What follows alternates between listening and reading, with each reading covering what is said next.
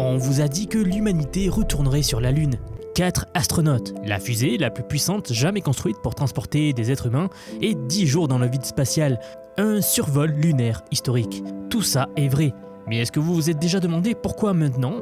Pourquoi pas en 2005, en 2012 ou en 2018? La technologie existait. Pendant 54 ans, aucun être humain n'a dépassé l'orbite terrestre basse. On a construit des stations spatiales, envoyé des robots sur Mars, déployé des télescopes capables de photographier les premières lueurs de l'univers. Mais en termes de distance parcourue pour un corps humain, on est resté exactement au même point pendant plus d'un demi-siècle. Et puis, soudainement, en 2026, c'est devenu urgent. La réponse officielle, vous la connaissez, la science, l'exploration, le progrès de l'humanité. La réponse réelle est beaucoup plus intéressante. Pour comprendre pourquoi cette mission, Artemis 2 décolle demain, donc le 1er avril, depuis le Kennedy Space Center en Floride, il faut d'abord regarder ce qui se passe de l'autre côté de la planète. En 2019, la Chine est devenue le premier pays à poser un engin sur la face cachée de la Lune avec la sonde Chang'e 4. En 2020, Chang'e 5 a ramené des échantillons lunaires sur Terre, une prouesse que seuls les États-Unis et l'Union soviétique avaient réalisée avant elle, et ça remontait à 1976. En 2024, Chang'e 6 a fait encore mieux. Elle a ramené des échantillons de la face cachée, une première mondiale absolue. Et Pékin ne compte pas s'arrêter là. Chang'e 7, prévu pour cette année même, va cartographier des ressources du pôle sud lunaire. Chang'e 8 suivra en 2028 pour tester l'utilisation de matériaux locaux. Et d'ici 2030, la Chine prévoit d'envoyer ses premiers astronautes fouler le sol lunaire. Ce n'est pas une course à l'espace, c'est une course au pôle sud de la Lune. Et le pôle sud lunaire n'est pas un bout de terrain comme un autre. Dans des cratères en permanence plongés dans l'ombre, là où le soleil ne brille jamais, se cachent des réserves de glace d'eau. Pas un peu de glace, on parle de centaines de milliards de kilogrammes, selon les estimations croisées du Lunar Reconnaissance Orbiter de la NASA et de la sonde indienne Chandrayaan-1. De l'eau sur la Lune, ça changerait absolument tout. Vous pourrez la convertir pour la boire, évidemment. Mais surtout, vous pouvez la décomposer en hydrogène et en oxygène. L'oxygène, c'est ce que vous respirez. Et l'hydrogène, c'est du carburant pour fusée. Donc, celui qui contrôle l'eau du pôle sud lunaire peut faire le plein dans l'espace, au lieu de tout emporter depuis la Terre. Et ça, c'est la différence entre visiter la Lune et s'y installer vraiment. Le sol lunaire contient aussi de l'hélium 3, qui est un isotope extrêmement rare sur Terre, mais relativement abondant à la surface de la Lune, déposé là par le vent solaire pendant des milliards d'années. L'hélium 3 est considéré comme un carburant potentiel pour la fusion nucléaire. 1 kg vaut environ 20 millions de dollars sur le marché actuel, et la Lune en contient des millions de tonnes. En 2025, le département américain de l'énergie a réalisé le premier achat gouvernemental d'hélium 3 d'origine extraterrestre. Oui, ça sonne bizarre dit comme ça, mais non, ce n'est plus de la science-fiction. C'est un marché qui est en train de naître. Alors, où se situe Artemis 2 dans tout cela? Si la vraie bataille se joue au pôle sud et dans l'exploitation des ressources lunaires, pourquoi est-ce qu'on parle autant d'une mission qui ne va même pas se poser sur la Lune?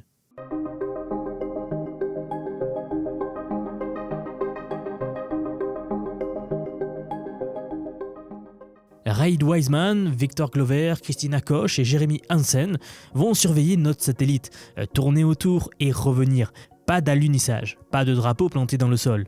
Et pourtant, cette mission est peut-être la plus stratégique de tout le programme parce que Artemis 2 est une démonstration. C'est la NASA qui dit au monde entier, et surtout à Pékin, que la fusée vole, que la capsule protège son équipage et que les États-Unis sont sérieux dans leur intention de revenir durablement sur la Lune. Sans cette preuve, tout le reste n'est que de la communication politique. Et pour comprendre la portée de cette démonstration, il faut regarder qui sont les 4 personnes à bord. Reid Wiseman, commandant de la mission, ancien pilote de chasse de l'US Navy avec 27 ans de carrière militaire, sélectionné par la NASA en 2009. Il a séjourné dans la Station Spatiale Internationale en 2014 et il a ensuite dirigé le bureau des astronautes à partir de 2020. À ses côtés, comme pilote, Victor Glover, ancien aviateur de l'US Navy déployé en zone de combat. Il a rejoint l'orbite terrestre pour la première fois en 2020 à bord d'une capsule SpaceX Dragon. D'ailleurs, Glover va entrer dans l'histoire comme la première personne noire à voyager au-delà de l'orbite terrestre basse. Christina Koch, spécialiste de mission, ingénieure de formation, a travaillé en Antarctique dans des conditions d'isolement extrêmes avant d'intégrer la NASA. Elle détient le record du plus long vol spatial continu réalisé, 328 jours consécutifs dans l'espace. Avec Artemis 2, elle deviendra la première femme à s'aventurer vers la Lune. Et puis il y a Jeremy Hansen, le spécialiste de mission canadien. Et d'ailleurs, petit salut à mes spectateurs canadiens, je sais que vous êtes nombreux. Jeremy Hansen était pilote de chasse vétéran, aquanaute formé à la plongée profonde de longue durée, et surtout le premier astronaute non américain à participer à une mission lunaire. Et Hansen n'est pas là par hasard bien sûr. Le Canada, c'est le premier partenaire international du programme Artemis. Il fournit par exemple le bras robotique de Canadarm3 pour la future station orbitale lunaire qui s'appelle Gateway. Et en envoyant donc un Canadien autour de la Lune, la NASA envoie un message à tous ses alliés. Venez avec nous et vos astronautes iront aussi. C'est exactement l'inverse de l'approche chinoise où le programme reste strictement national. Parce que c'est là l'autre dimension de cette mission que très peu de gens connaissent. En octobre 2020, les États-Unis ont lancé les accords Artemis. Ces accords définissent les règles du jeu pour l'exploration et l'utilisation des ressources lunaires. Transparence, interopérabilité, partage de données scientifiques et surtout le droit d'extraire et d'utiliser les ressources spatiales. En mars 2026, ce mois-ci, 61 pays ont rejoint ces accords. L'Europe, le Japon, l'Inde, le Brésil, les Émirats Arabes Unis, la Corée du Sud. La Chine et la Russie n'ont pas signé. Elles ont leur propre projet, l'ILRS, donc la Station de recherche lunaire internationale, avec une coalition de 17 pays. 2 blocs, 2 visions et 2 bases lunaires prévues au même endroit. La géopolitique terrestre s'est déjà exportée dans l'espace. Et quand la fusée SLS va décoller le 1er avril, ce ne sera pas un test technique, c'est un signal envoyé encore une fois à 61 nations partenaires pour leur dire que leur investissement diplomatique repose sur un programme réel, avec de vrais astronautes, un vrai calendrier. C'est pour ça qu'en début de vidéo, je vous parlais de cette pression géopolitique. Ce n'est pas uniquement pour la science et l'exploration spatiale que nous faisons cela. Bien, maintenant, ayant dit cela, j'aimerais que nous parlions rapidement de la machine qui va porter le message. Et c'est là où les chiffres, en fait, donnent le vertige. Le SLS, pour Space Launch System, mesure 98 mètres de haut et pèse environ 2,6 millions de kilogrammes une fois rempli de carburant. Au décollage, ces moteurs combinent une poussée de 4 millions de kilogrammes, ce qui en fait la fusée la plus puissante jamais utilisée pour un vol habité. C'est 15% de plus que le mythique Saturn V qui a envoyé les astronautes d'Apollo sur la Lune. La majorité de cette puissance vient de 2 propulseurs latéraux à combustible solide, des cylindres de la taille d'un immeuble de 17 étages, chacun capable de générer 1,6 million de kilogrammes de poussée. À la base de l'étage central, 4 moteurs RS-25, donc les mêmes moteurs qui propulsaient les navettes spatiales américaines, combinent de l'hydrogène liquide et de l'oxygène liquide refroidi à moins de 200 degrés Celsius. Ces moteurs s'allument en premier au décollage. Ils n'ont pas la puissance suffisante pour soulever la fusée seule, mais ils peuvent pivoter et orienter leur tuyère, ce qui permet de diriger la trajectoire dans l'atmosphère. Une fois le cœur stabilisé, les 2 propulseurs latéraux s'allument et tout accélère. Quand le premier SLS a décollé pour Artemis 1 en novembre 2022, il a littéralement transformé la nuit en jour autour du site de lancement. Au sommet de cette puissance, dans le cône, les 4 astronautes sont installés dans leur capsule Orion, baptisée Integrity par l'équipage en référence à la confiance entre les équipes qui ont assemblé plus de 300 000 composants individuels pour le former. Et au-dessus du carnage, une pointe effilée abrite le système d'interruption de lancement, qui sont 4 petits moteurs fusées capables d'arracher la capsule loin de la fusée en cas d'anomalie détectée par l'ordinateur de bord. Environ 2 minutes après le décollage, les propulseurs latéraux se séparent. La fusée est alors à 50 km d'altitude et elle traverse la partie la plus dense de l'atmosphère. À 8 minutes et 30 secondes de vol, les moteurs principaux s'arrêtent et l'énorme réservoir se détache. Un dernier moteur à hydrogène sur l'étage supérieur pousse la capsule jusqu'à son insertion en orbite terrestre haute. Puis l'étage supérieur se sépare et il ne reste plus que la capsule Orion, une toute petite fraction de l'immense structure qui a décollé. L'équipage se retrouvera alors sur une orbite elliptique autour de la Terre. D'un côté de l'ovale, ils sont à environ 70 000 km d'altitude, déjà plus loin que quiconque depuis des décennies. De l'autre côté, ils descendent à seulement 185 km. Et ce n'est pas un hasard, c'est un filet de sécurité ingénieux. Ce point bas sert de porte de sortie d'urgence. Si un problème survient pendant les tests, l'équipage peut séparer la capsule et rentrer sur Terre rapidement. Parce que avant de foncer vers la Lune, l'équipage va passer plusieurs jours à vérifier chaque système de la capsule. Le système de support de vie d'abord, puis les contrôles de navigation et les propulseurs, en effectuant une simulation de manœuvre d'amarrage. Sur les futures missions Artemis, Orion devra s'amarrer avec un module d'alunissage distinct. Et si vous vous souvenez de l'incident Boeing Starliner il y a peu, quand 2 astronautes se sont retrouvés coincés dans la station spatiale internationale à cause de problèmes de propulseurs, vous comprenez pourquoi la NASA veut s'assurer que tout fonctionne vraiment parfaitement cette fois, avant d'envoyer qui que ce soit se poser sur la Lune.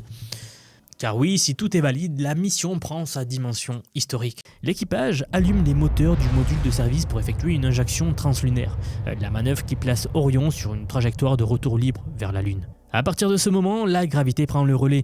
La Lune attire le vaisseau, il passe derrière sa face cachée, puis la gravité terrestre la ramène naturellement vers la maison. C'est exactement le mécanisme qui a sauvé l'équipage d'Apollo 13 après leur explosion en 1970. Même avec un module de service endommagé, la trajectoire de retour libre les avait ramenés sur Terre. C'est un plan de vol d'une élégance remarquable, même si les systèmes de propulsion tombent en panne. Les lois de la physique ramènent le vaisseau. Le trajet dure environ 4 jours et pendant ce temps, les astronautes mènent une série d'expériences, donc principalement sur eux-mêmes, pour comprendre les effets de l'environnement spatial profond sur le corps humain que nous connaissons très peu aujourd'hui. À l'époque d'Apollo, on n'avait ni capteur biométrique portable, ni ordinateur miniaturisé capable de surveiller en continu les constantes vitales. Aujourd'hui, c'est une opportunité sans précédent de collecter des données, en particulier sur les radiations cosmiques. L'équipage va d'ailleurs tester un protocole d'abri d'urgence. En cas d'éruption solaire, ils se réfugieront dans un espace de stockage sous le plancher de la capsule, entourés de sacs de nourriture et de matériel qui servent de blindage supplémentaire. À l'intérieur d'Orion, la vie quotidienne a considérablement évolué par rapport à Apollo. La capsule offre 60% de volume interne de plus, des toilettes spatiales, un rameur compact pour l'exercice quotidien et des sachets de nourriture. Petit détail qui montre à quel point les temps ont changé, c'est la première mission de la NASA où les astronautes sont autorisés à emporter leur iPhone dans l'espace, donc pour faire des vlogs. Ils ont également l'autorisation de prendre leur appareil photo Canon ou Nikon ou Sony, peu importe, et une GoPro pour faire un documentaire ou faire des reportages de leur séjour. Au 6e jour, Artemis 2 atteint enfin la Lune. Le vaisseau effectue alors son passage le plus proche au-dessus de la face cachée, à environ 10 000 km de la surface. C'est beaucoup plus loin que les missions Apollo, qui passaient à peine à 100 km, mais cette distance offre une perspective complètement différente. L'équipage pourra voir davantage de surface lunaire d'un seul coup d'œil que n'importe quel être humain avant eux, et avec les téléobjectifs et les capteurs haute résolution actuels, ils captureront des détails précis de la surface. Depuis cet angle, la Terre apparaîtra comme un petit globe, petit et lointain derrière l'horizon lunaire. C'est un spectacle qui a été capturé pour la première fois par l'équipage d'Apollo 8 en décembre 1968. Dans ce qui est devenu la célèbre photographie Earthrise. Plus de 50 ans plus tard, 4 astronautes vont revivre ce moment avec les moyens technologiques de notre époque. Mais c'est au retour qu'arrive le moment le plus dangereux de toute la mission. Orion fonce vers la Terre à plus de 40 000 km/h. C'est Mach 32. Le bouclier thermique doit encaisser des températures qui dépassent les 2760 degrés Celsius, soit à peu près la moitié de la température à la surface du Soleil. Et c'est là que l'enjeu technique rejoint directement l'enjeu stratégique. Lors d'Artemis 1, le vol non habité de novembre 2022, les ingénieurs ont découvert que ce bouclier s'était érodé de manière inattendue. Le matériau protecteur s'était détaché par morceaux au lieu de s'ablater uniformément. Ils ont passé 3 ans à analyser le problème, à ajuster la trajectoire de rentrée et à modifier les procédures. Le 1er avril, 4 êtres humains vont monter dans cette capsule en faisant confiance à ces corrections. C'est du courage concret, et les données recueillies pendant ce vol vont déterminer si Artemis 3 et 4, donc les missions qui doivent réellement se poser sur la Lune, pourront avoir lieu ou pas. Sans Artemis 2, il n'y a pas d'Artemis 3. Et sans Artemis 3, les accords Artemis perdent leur substance. Et sans les accords, la Chine définit seule les règles du jeu de la Lune. Et ça, les États-Unis ne risquent pas de laisser faire. Si tout se déroule comme prévu, la capsule amérira dans l'océan Pacifique, à environ 90 km au large de San Diego, en Californie. Mais ce qu'il faut vraiment retenir, c'est la cascade qui suit. Artemis 3, prévu pour mi-2027, qui servira à tester les manœuvres de rendez-vous et d'amarrage, avec les alunisseurs développés par SpaceX et Blue Origin. Artemis 4, prévu début 2028, qui sera la première mission à poser des humains sur le sol lunaire depuis 1972. Et ensuite, la NASA vise des alunissages annuels, la construction d'une base permanente près du pôle sud et au-delà, le tremplin vers Mars. De l'autre côté, la Chine avance avec la même détermination. 2 coalitions, 2 calendriers et une seule lune. Quand vous regardez ce découlage, que ce soit en direct ou en replay, gardez en tête que vous assistez à bien plus qu'un lancement de fusée. Vous allez regarder le premier mouvement concret d'une partie d'échecs planétaire qui va se jouer pendant les 30 prochaines années. La Lune n'est pas un symbole, elle est devenue un territoire, avec des ressources, des enjeux stratégiques et des coalitions rivales qui se préparent à s'y installer. Ce n'est plus de la science-fiction. 4 astronautes dans une capsule, 10 jours dans le vide spatial et un survol de la face cachée. Et au retour, une seule question, est-ce qu'on est prêt pour la suite ? La réponse va façonner tout le reste du siècle.